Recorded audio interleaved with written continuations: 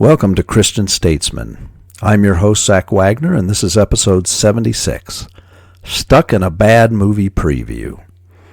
I have been an avid moviegoer over the years. I still remember my father taking me to the world premiere of Patton with George C. Scott. I remember throngs of theatergoers gasping at the opening scene of Jaws, cheering during the first Star Wars movie, and crying when E.T. sacrificed his life. The premiere of Jurassic Park was a landmark cinematic achievement in the advent of real CGI. Movies like Schindler's List, Saving Private Ryan, Valkyrie, Fury, or more recently Midway, made indelible impressions upon the psyche as the pinnacle of human struggle and war came to life on the big screen. But perhaps one aspect of the movie experience that is less favorable are the previews. Some previews are scintillating as an upcoming movie is made to look intriguing. Sometimes even the previews cannot hide the fact that a new release will be an absolute disaster. If you cannot make a movie attractive with a well-edited preview, you have little chance of succeeding with the actual finished product. My wife dislikes previews so much that she insists on arriving at the theater at least 10 minutes after the published starting time of a movie in hopes of avoiding the bulk of the less artfully crafted promos. In many ways, it seems that our current national situation is not unlike being stuck in a series of bad movie previews. It seems every week we are viewing another disaster, another anti-American catchphrase, policy, or proposal. We have to suffer through episode after episode of bad political cinema. After each grating presentation, we are hoping for the feature to start, only to witness more irritating preliminaries flash across our screens. It seems as if the real show will never start.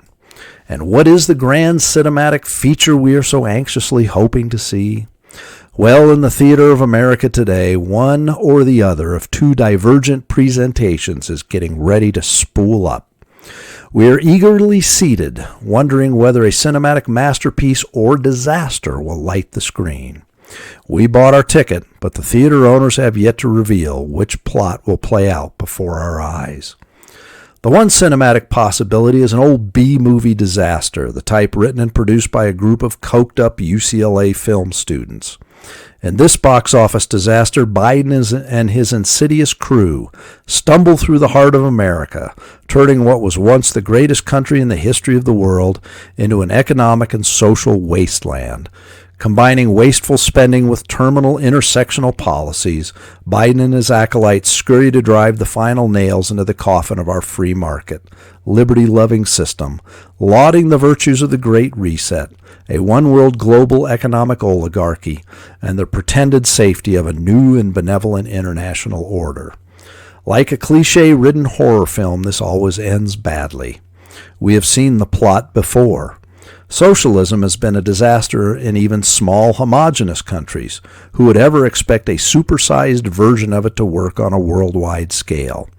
And like most substandard Hollywood efforts, such plots always end up with grisly casualties strewn across the screen as the plot winds down, and there are no heroes left to slay the antagonistic creature of wrath.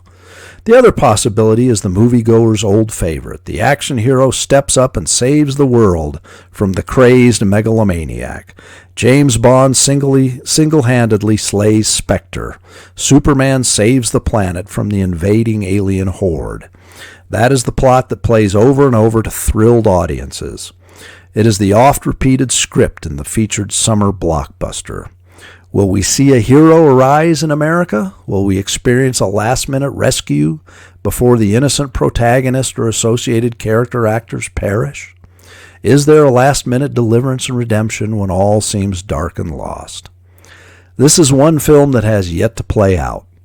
We will see either an Academy Award-winning effort like A Beautiful Mind or a cinematic disaster on par with such efforts as Jiggly. Only time will tell. Although it is clear we are in a race for the bottom, or back to the top, depending on which reel we are to witness. One thing is for sure, as we sit patiently through another weekly preview, those among us who are aware and understand the stakes just want to get on with the show. Thank you for joining us. Don't forget to subscribe, tell your friends, and as always, have a blessed week.